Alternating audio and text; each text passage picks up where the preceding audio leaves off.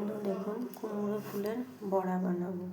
এই যে এখানে নিয়েছি বেসন, চালের আটা আর হলুদ, মশলা, জোয়ান, লঙ্কা একটু পেস্ট নিয়েছি।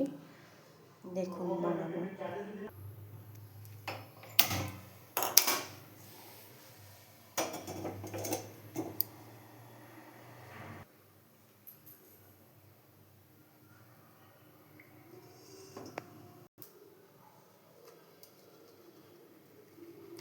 দেখুন এইভাবে এইভাবে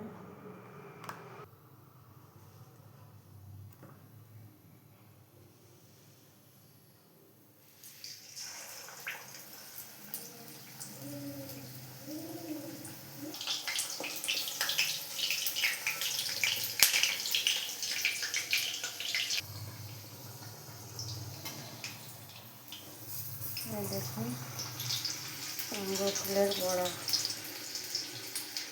খুব মুচমুচে আর খুব সুন্দর হয়েছে। দেখুন আমার রেডি কুমড়ো ফুলের বড়া।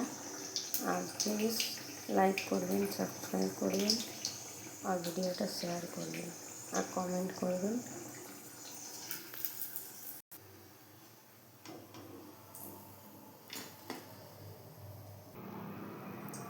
দেখুন কত সুন্দর হয়েছে, কত সুন্দর মুচমুচে তুলে এইভাবে বানাবেন আর খেয়ে দেখবেন, খুব সুন্দর লাগে কুমড়ো ফুলের বড়া। আর প্লিজ করে বলছি, লাইক করবেন, কমেন্ট করবেন, শেয়ার করবেন, সাবস্ক্রাইব করবেন।